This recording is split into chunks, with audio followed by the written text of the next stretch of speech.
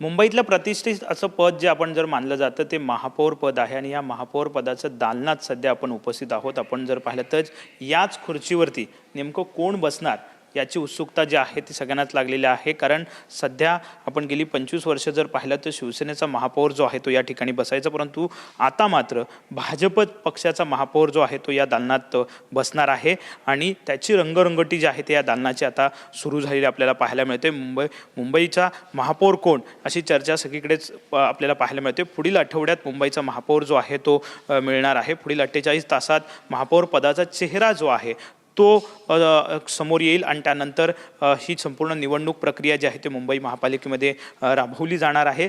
सध्या आपण जर पाहिलं तर या दालनाचं काम जे आहे ते सध्या सुरू असलेलं पाहायला मिळते. रंगरंगटी जी आहे ते महापौर दालनाची या ठिकाणी सुरू झालेली आपल्याला पाहायला मिळते.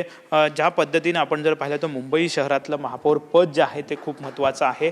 महायुतीचा महापौर जो आहे तो यावेळी बसेल आणि त्यामध्ये प्रामुख्याने भाजप पक्षाचा महापौर जो आहे तो या ठिकाणी बसणार आहे. गेली 25 वर्ष उद्धव ठाकरे यांच्या शिवसेनेची सत्ता जी आहे ती महापालिकेमध्ये होती आणि त्यांच्या सत्तेला सुरुंग लावण्याचा प्रयत्न जो आहे तो भाजपने केला आणि भाजपने आता स्वतःचा महापौर बसवण्याचा निर्धार केलेला आहे आणि तसं संख्याबळ सुद्धा भाजपला मिळालेलं आपल्याला पाहायला मिळतंय.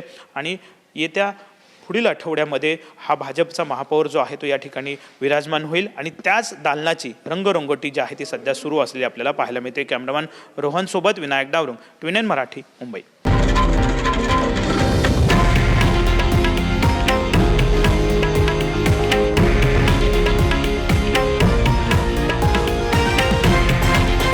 हे आहे देशातील नंबर 1 न्यूज नेटवर्क आणि आपण पाहत आहात TV9 मराठी, एकमेव.